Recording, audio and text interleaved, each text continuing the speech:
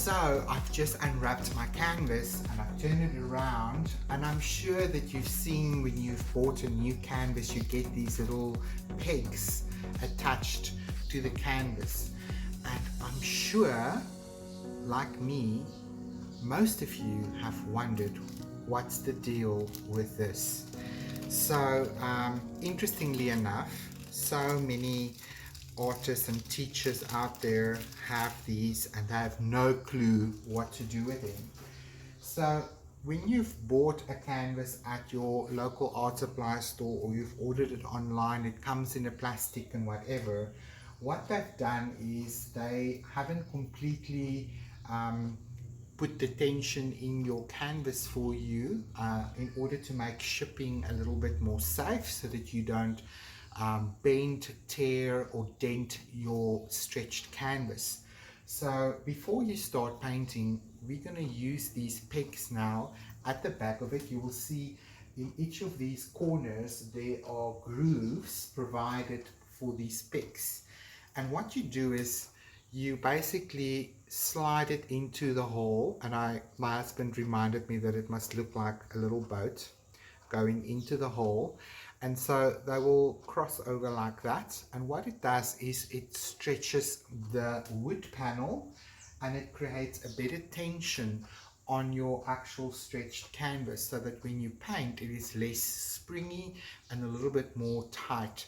So that is really helpful for some of these processes that you will be doing. So if you look at these little grooves down here, you just place your peg into the hole and you will find that it slips in there easily.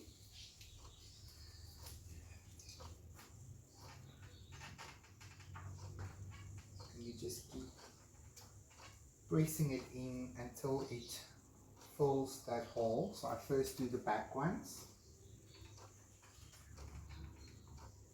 like that.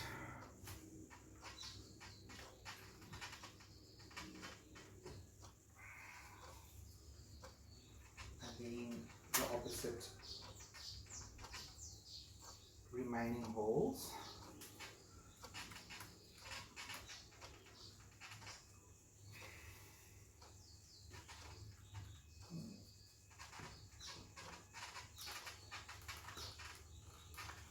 Oopsie daisy, that one fell out.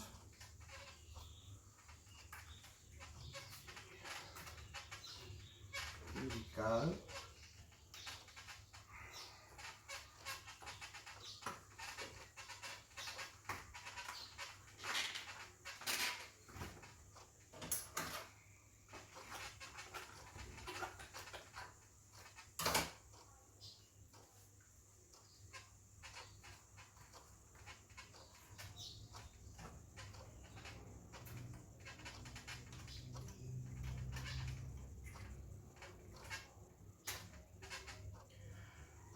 So if you really want to, I'm going to just bring this a bit closer for you so you can see how I pegged it in there.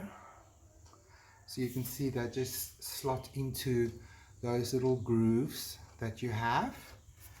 And you can also use a bit of a hammer, although not entirely necessary. They should be able to just press in with your thumb, and they should slot in all the way until they are secure.